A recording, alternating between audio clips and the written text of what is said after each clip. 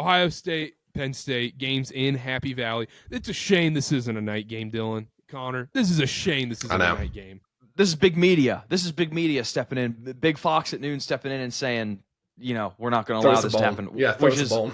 If this game is played at 7:30 p.m., Penn State's a touchdown favorite. Not a touchdown favorite. I do think that caught me off guard. I think the spread would be a little different if it was played at night. Maybe, or the line would move based on that. Just Joe Schmo's moving the line. But it's at 3.5 right now from what I've seen. Where are we going here? I'm very excited, first and foremost, to have Gus Johnson on the call for this one. Just hearing him on the Nebraska call last week was huge. I want to answer your question with a question. Karter, you've been Mr. Ohio State this year. You've been Buckeye Bond, and Connor has not as much. He's been on the Oregon train. Right now, heading into Week 10, they have a big game on deck. Do we feel any different about Ohio State now than we did preseason when we were doing the Big Ten preview? 100%. Elaborate. Carter, you want to go first? I can go first. Yeah, I feel 100% different because this run game is extremely concerning. They're not having success on the ground. That's what's been concerning. Everything else, yeah, there's some defensive things that should be shored up a little bit, but it's not as concerning in my mind. The fact that they haven't gotten this run game is not one of the best in the country is what is so eye-opening to me. Okay. Yeah.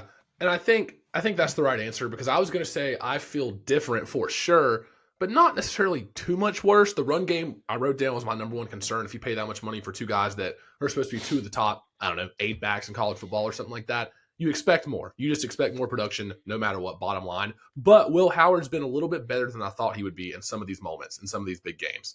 So that kind of not evens itself out, but it makes me feel not as bad because Will Howard has been better than I thought he would be preseason.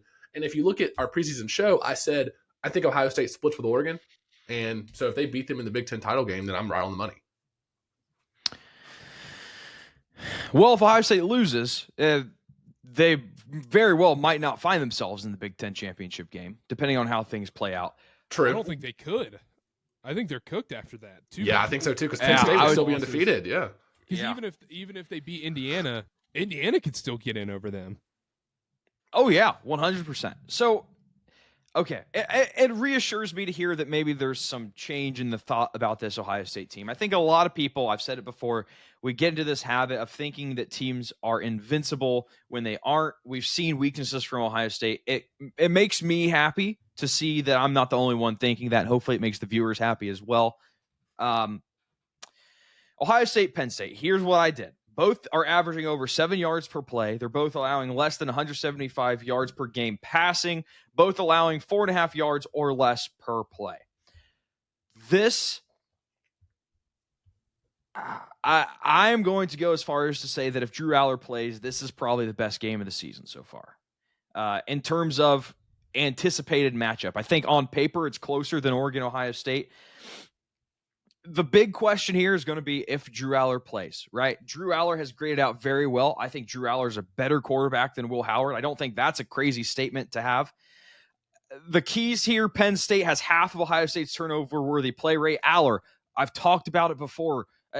Aller is much better under pressure than Will Howard. And hand up, I was the first to say I was wrong about Will Howard after the Oregon game. Other than the slip-up at the end of the game, he put that Ohio State team on his back. The run game, like you said, Karter, is unable to get any traction here. I think that's a byproduct of the offensive line being banged up. Ohio State's missing their starting left tackle. Their right guard left the Nebraska game early with injury. But Aller, much better under pressure. I think Penn State's going to create more pressure than Ohio State is on Penn State. And like you said, Ohio State, tons of trouble running the ball. We look at last week, guys, against a Nebraska team that is, they're not bad, I guess, but Judkins, just under 3 yards per play. Henderson, 2.5 yards per play. Will Howard had 2 turnovers, 1 fumble, 1 interception. Everything I said about Will Howard after the Oregon game, I take back because he just went and played Nebraska coming out of a bye and crapped the bed. He did not look good against Nebraska at all. And sure, you could say that's a byproduct of the run game not being able to get going. I'll wrap it up. I feel like I've been talking forever.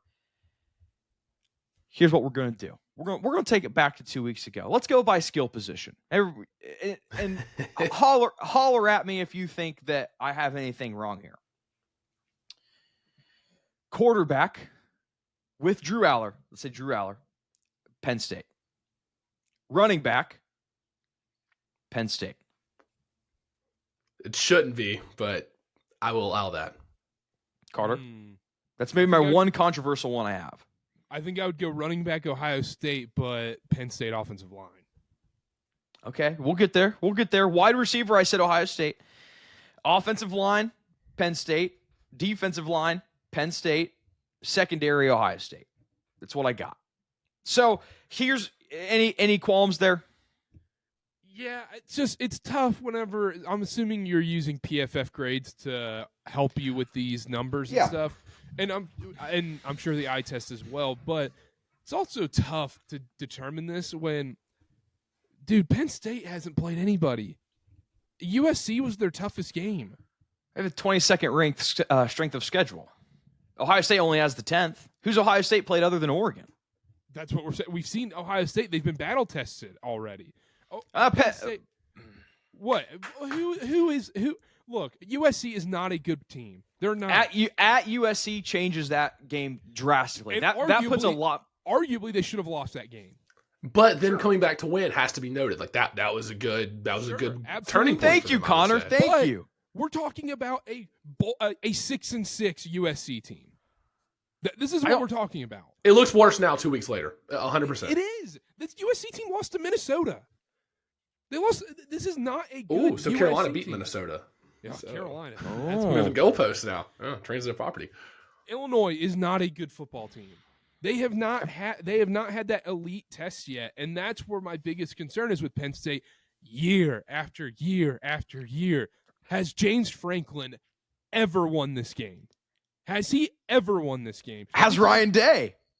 Yes, he's beaten Penn State every time. This is this game specifically. He has won this game specifically. He has this one specifically, but all we hear about is how Ryan Day doesn't win the big games. This is a bigger Ohio State Penn State matchup than we've seen in years. And you're confident in Ryan Day, the guy that's throwing a hissy fit at midfield against Nebraska. You trust that guy to win you this game? That's what we're doing right now. I do more than you're trusting him over James Franklin. Tell me. Have you watched Penn State ever? When was the last I time? have. When was the last time James Franklin won this game? I don't know. Never. That's the point. Spoiler. He doesn't. He never beat Harbaugh. He doesn't beat Ryan Day. He doesn't win these big games. That is the problem. And yes, this is different. This is probably his best chance to do it. This is Ryan Day. That seat is scorching hot in Ohio State and Columbus right now. Absolutely. But I don't know how you can have so much faith in James Franklin in this spot, because this guy has pooped the bed and peed his pants time and time again in these big games. And this is a much bigger game for James Franklin than it is for Ryan Day. I think we're undervaluing Drew Aller with experience. He was not good last year. He wasn't good 2 years ago, but he's looking a lot better in year 3. Okay, let's say he's playing in this game. He's probably banged up even if he plays. That was what I was going to say. If we're given the benefit of the doubt here, if Drew Aller plays, he's 100%. If you're giving me 80% of Drew Aller, I'm betting Ohio State. Like, I know Andy Koenig has made this offense, Penn State offense, look wonders different than the last couple of years. But if Drew Aller's not 100%, which I'm led to believe he will not be, that has to be taken into account. I think I'm taking a 100% healthy Will Howard over a 75 to 80% Drew Aller. I am. But you're taking a 100% healthy Will Howard with a 50% healthy offensive line and no run game. Penn State has a run game that has worked for them all year. They have a competent offensive line. Let's say Drew Aller doesn't go. Let's say he even doesn't go. Bo did not look bad against Wisconsin. He put up a comparable stat line. Okay, let me ask you this, though. What's the best defense Penn State's played? Wisconsin? Probably, yeah. But you can't sit here and tell me that Ohio State's defense is a juggernaut. You're not going to sit here and tell me that. They're better than everybody else they've played. Okay. And that Ohio State's defense looked great against Western Michigan and Akron. That's what I'll say. They looked amazing. They have not looked good against any actual offense they have played. They haven't, and you can't say anything about that. Nebraska. Yeah. Yeah, that high-powered offense they're running over there. Matt Rule Nebraska. got the boys going. No, and that's 100% fair. But you can't sit. That's my problem when you're like, oh, this Penn State team, they grade so well on the offensive line and everything. But when you're going against bottom half defenses every single week, of course the offensive line's going to look good. Of course the defense is good. Ohio State graded of course. out. It's two-way street here, Carter. Two-way street. And I just let me finish. That's what I'm saying about Ohio State going into that Oregon game. Their defense and their offensive line graded out pretty well because they played such terrible schedules. And then we saw once they went against an elite team, that's when, all of a sudden the grades start plummeting. I think we're going to see the same thing with Penn State in this game. And I understand, look, just because it always happens doesn't mean it's going to happen again. Just because Penn State always loses this game doesn't mean they're going to lose it again. History can switch all the time. But James Franklin is still there, and I just don't have faith in this guy at all. I don't have a lot of faith in Ryan Day. I think there's real problems there in Ohio State, but I have so much less faith in James Franklin winning this football game. And it's not, I want to bring this point up too, it's not impossible to run on Penn State's defense. USC had almost 200 yards on the ground against them. It's not impossible. And I know Ohio State's run game has been very disappointing to say the least, but if they're a little bit better than what they've been, if Drew Aller doesn't play or he's 80%, that's all it boils down to for me. If we're not getting a healthy Drew Aller, I think that's the game. Is it harder to run on Penn State's defense or Oregon's without their best rush defender? Is it harder to run on Penn State or Nebraska? I would probably open a discussion there. Yeah, probably say it's Penn. probably harder to run against Penn State. So what makes you think they're going to have any more success this week than they have the last three? But but your argument going into the Ohio State-Oregon game all week was, oh, well, they haven't played anybody. This run game's not that good. Penn State. I don't think I said that. I said Will Howard wasn't that good. I never said the run game wasn't good going into Oregon. I said Will Howard is run not. Block. Okay. All right. I have to check the tape, but okay, keep going. We'll have to check the tape, but anyhow, I don't know. Give me Ohio State. Yeah, you're going to take Ohio State. too. Yeah, give me Ohio State. too. Yep, go ahead. By 3.5? Yep. Give me 3.5. Come on, Carter. Yeah, give me Ohio State minus 3.5. Now, when Dylan's not looking, Connor. When Dylan's not looking, we're gonna buy the half point. Oh yeah, yeah. Penn State ruins Ohio State's playoffs hopes here. They ruin their chance at winning the Big Ten. It's all Penn State. I'm not going to make the mistake I made with Oregon and say 3 scores, but Penn State will beat Ohio State by 2 scores. It's not going to be close. Okay. This with or without Drew Aller though. Either. No, see, you can't say that. Either. You don't believe that. I do. I really do. Bo did not look bad when he came in, even if Drew Aller's 80%. They're outmatched in the trenches. They're outmatched just about everywhere except wide receiver. And a little fun note: Parker Fleming revenge game for Penn State. He was that really receiver. scares me. Yeah. Oh, well, you Mr. Dog over there. I figured you have some kind of credence in this. All you ever talk about is revenge game and dog. So I figured I was trying to throw you a bone there, Carter. No, yeah, but Parker Fleming's not a good wide receiver. Okay, yeah, whatever. Penn State wins. They win big. Julian Fleming, excuse me. Yes, not Parker Fleming. I follow a guy on X named Parker Fleming. It's Julian Fleming. Julian Fleming. Sorry.